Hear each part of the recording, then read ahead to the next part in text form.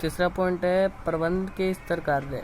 तो आप इस level of function of management, अब मैनेजमेंट के फंक्शन क्या होते हैं तो सबसे पहले पढ़ लेते हैं। ये क्या लिखा हुआ है ऊपर, प्रबंध के सभी कार्य सभी प्रबंधिक स्तरों पे किए जाने वाले केवल मात्रा का अंतर होता है। अच्छा जी, ठीक है। तो अब देखते हैं प्रबंध के स्तर कौन कौन से होते हैं। इसका होता है एक प्रबंधकीय होता है, एक आपदबंदी। अब इसमें लेवल होते हैं, दो होते हैं, प्रबंधकीय सदस्य होते हैं, आपदबंदी सदस्य। पहले हम देख लेते हैं कि इसमें कौन कौन से लोग आते हैं। प्रबंधकीय सदस्य में वो लोग आते हैं जो ऊंची लेवल पे हो गए, जैसे कि हो गया कि CEO हो गया, डिपार्टमेंट मैनेजर हो गया, सुपरवाइजर वगैरह हो गया। अप्रबंधकीय मतलब पहले तो आ गए मैनेजमेंट मेंबर, अब आते हैं नॉन मैनेजरिंग मेंबर, जैसे वर्कर वगैरह आ गए। तो आप ये जो चार्ट देख रहे हैं इसमें देखिए आपको दिखा रहा था, सबसे पहले नीचे वर्कर आ गए। ये वर्कर आते हैं नॉन मैनेजमेंट लेवल में। और अब देख पा रहे हैं यहाँ से लो मैनेजमेंट से टॉप लेवल तक का मैनेजमेंट लेवल के लोग आ गए हैं। तो ये होता है, ये मैनेजर लेवल हो गया और ये हो गया नॉन मैनेजर लेवल। इस पर अनपढ़ लोग आते हैं और इनमें पढ़े लिखे आते हैं, ये तीनों में। तो इसके बारे में आगे चर्चा करते हैं नेक्स्ट पेज पे। टॉप लेवल, अब हम बात करेंगे कि जो मैनेजमेंट है उसमें टॉप लेवल, मिडिल लेवल और लोअर लेवल ये क्या चीज़ है। तो ये आप देख पा रहे होंगे इस चार्ट में आपको दिखाया जा रहा है। ये सबसे ऊपर कौन कौन से लोग आते हैं, CEO, chairman, management director, general manager. अब मध्य लेवल में जो लोग आते हैं जैसे कि department of manager, operating function. और तीसरे नंबर पे आते हैं सुपरवाइजर और फोरमैन। और सबसे नीचे होता है प्लेटफॉर्म एरिया, जिसमें कि वर्कर वगैरह आते हैं। तो आगे बढ़ते हैं। अब टॉप लेवल मैनेजमेंट के बारे में आप समझ ही गए होंगे कि इसमें कौन कौन से आते हैं। तो अब उसके नीचे है उच्च निर्धारित कार्य। इनके कार्य क्या होते हैं टॉप लेवल मैनेजमेंट के, जैसे कि इसमें ये है इनका उद्देश्य। सबसे पहला होता है उद्देश्य निर्धारित करें, इनका उद्देश्य क्या है। और दूसरा होता है नीतियाँ निर्धारित करना। उद्देश्य में जैसे कि इनका है 10 करोड़ के पार्ट, इनका उद्देश्य है कि अब की बार का प्रॉफिट डबल करना है। तो और नीतियाँ निर्धारित करना, इनका मतलब कि पॉलिसी वगैरह बनाना है कि इस तरह से कार्य को किया जाएगा। क्रियाओं का नियंत्रण करना, क्रियाओं का मतलब कि किस तरह से क्रय विक्रय होना, विज्ञापन करना, ऊपर अपने बिजनेस को कैसे बढ़ावा देना है। चौथा आता है संसाधन जुटाना, मतलब कि इसमें इनका होता है इनका पूंजी कैसे लगाना है, माल लगाना है और किस तरह से बिजनेस को बढ़ाना है। तो ये होता है। और पांचवा आता है कार्य निरपेक्ष नियंत्रण करना, कार्य को मैनेजमेंट तरह से कंट्रोलिंग करने के कार्य किस तरह से किया जाए। ये हो गया अपना top level management. Top level में अब ये आता है टॉप लेवल मैनेजमेंट में बजटों के अनुसार करना। अब इसमें बजट का हिसाब भी लगाना पड़ता है। अब दूसरा आता है middle level management. Middle level management पे भी 6 पॉइंट दिए हुए हैं। इसमें पहला पॉइंट है नीतियों की व्याख्या करना। ये जो होता है ये नीतियाँ जो भी बनाई हुई हैं उसको ये फॉलो करेंगे। इसमें संगठन का ढांचा तैयार करेंगे। और होता है कर्मचारियों का मतलब कि उसमें कंट्रोल करेंगे और निर्देश जारी करेंगे। अपना मतलब कि निर्देश देंगे कि ये करो वो करो, जो भी कार्य करना है कर्मचारियों को अभिप्रेरित करना, उन्हें मतलब कि कार्य के लिए जागरूकता प्रदान करना, उनको एक तरह से मोटिवेशन देंगे कि तुम ये काम करो, तुम्हें ये करना पड़ेगा, तुम हमारी कंपनी के हो। और छठा आता है समन्वय स्थापित करना, मतलब कि उसमें कॉरपोरेटिव कंपनी का उद्देश्य सफलतापूर्वक प्राप्त करने के लिए विभागों में समन्वय की जरूरत पड़ती है। ये काम मध्य स्तर प्रबंधकों द्वारा किया जाता है। अब तीसरा आगे लोअर लेवल मैनेजमेंट में भी आते हैं जैसे सुपरवाइजर हो गया, ऑपरेटिंग मैनेजर हो गया। तो इसमें भी 6 पॉइंट दिए हुए हैं। पहला पॉइंट है श्रमिकों पीड़ा को प्रेरित कर।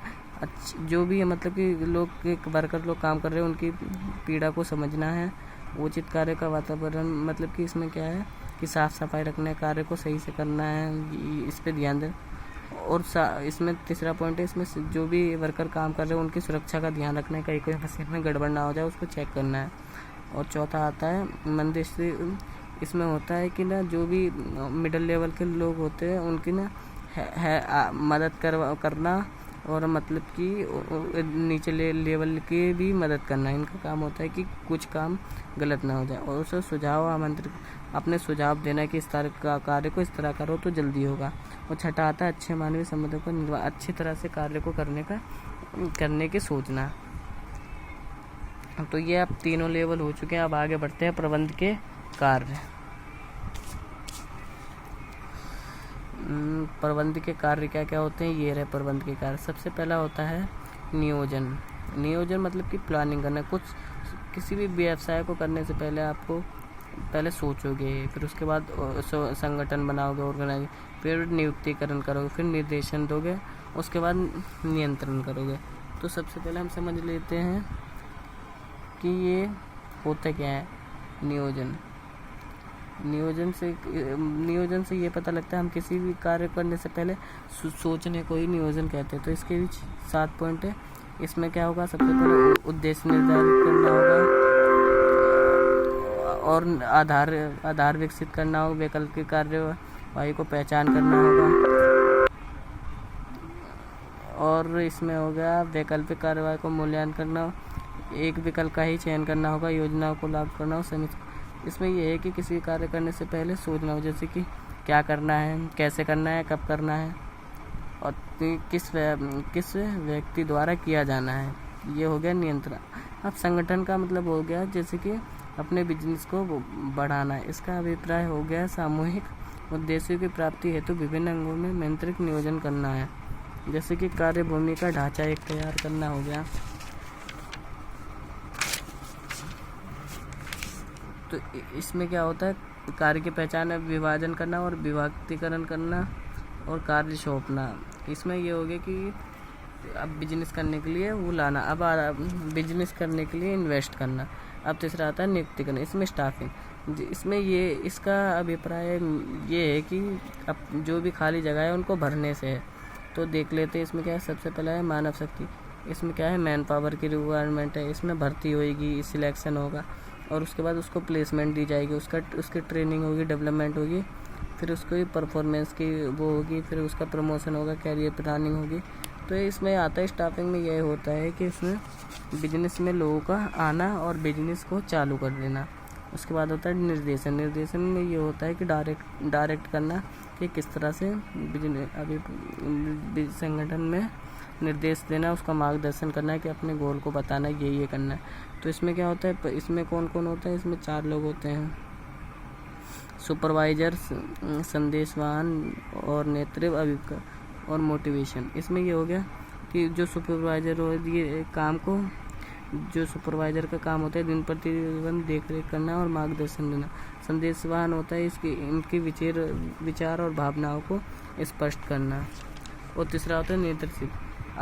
इसमें इसका अभिप्राय दूसरों के इस ढंग से प्रभावित करना है कि ताकि वे वही करे जो नेता चाहते हैं। मतलब कि उनको इस तरह से कहना है कि जो भी मालिक चाहता है उस तरह से लोग काम अभिप्रेत, और उनको मोटिवेशन देना है कि इस तरह कार्य करो। तो और उनके आपस में अच्छी सी रहना, माहौल बना के रहना अच्छा सा।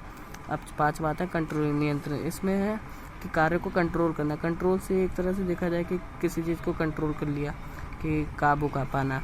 तो काबू पाने का मतलब यही है कि मैनेजमेंट एक तरह सही तरह से करना है, लोग जैसे कि प्रमाणों को निर्धारित करना, वास्तविक प्रकृति का मापन, वास्तविक प्रकृति की मापनों को तुलना, विकल्प विचलनों को सुधारात्मक कार्य की करना। अब इस नियंत्रण में ये जैसे कि ये हो गया है कि अपने कार्य को सही ढंग से करना।